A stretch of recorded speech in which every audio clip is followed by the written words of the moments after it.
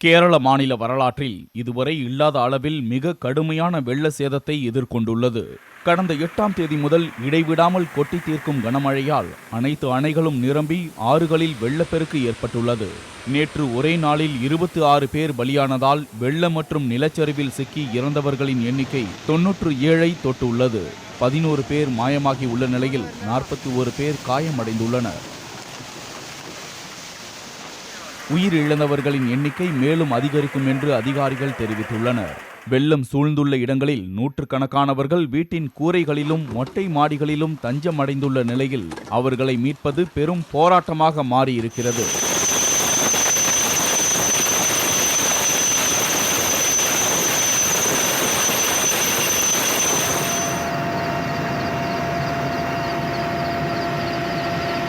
ஒரு 1,67,000 பேர் வீடுகளை விட்டு வெளியேறி மாநிலம் முழுவதும் அமைக்கப்பட்டுள்ள 1165 நிவாரண முகாம்களில் தங்க வைக்கப்பட்டுள்ளனர். கொச்சி விமான நிலையத்தை வெள்ள நீர் சூழ்ந்துள்ளதால் வரும் 26ஆம் தேதி வரை மூடப்படுவதாக அறிவிக்கப்பட்டுள்ளது.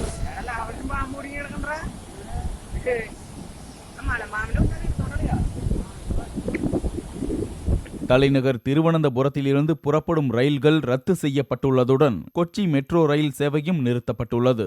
ஏற்கனவே 13 மாவட்டங்களுக்கு ரெட் அலர்ட் எனப்படும் உச்சக்கட்ட வானிலை எச்சரிக்கை விடப்பட்டுள்ள நிலையில் மேலும் 2 நாட்களுக்கு கனமழை தொடரும் என எதிர்பார்க்கப்படுவதாக வானிலை மையம் எச்சரித்துள்ளது. பத்தினம்திட்டா மாவட்டம் மிக மோசமான பாதிப்பை சந்தித்துள்ளது. எர்ணாகுளம், திரிசூர் மாவட்டங்களில் தெருக்களில் 20 அடிக்கு மேல் வெள்ளம் பாய்வதால் ஏரி போல் காட்சியளிக்கிறது.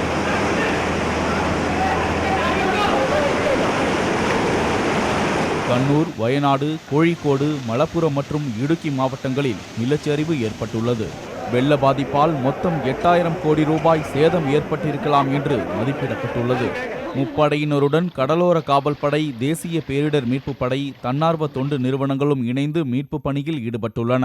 சேத விவரங்கள் குறித்து பிரதமர் மோடி மற்றும் மத்திய அமைச்சர்களை தொடர்பு கொண்டு முதலமைச்சர் பினராயி விஜயன் நேற்று மீண்டும் எடுத்துரைத்ததுடன் நிவாரணப் பணிகளுக்கு கூடுதல் உதவி தேவைப்படுவதாக கோரிக்கை விடுத்துள்ளார். மீட்பு படையினருடன் இணைந்து மாநில அரசு மேற்கொண்டுள்ள நிவாரணம் மற்றும் மீட்பு பணிகள் குறித்து பினராயி விஜயன் செய்தியாளர்களிடமும் விளக்கினார்.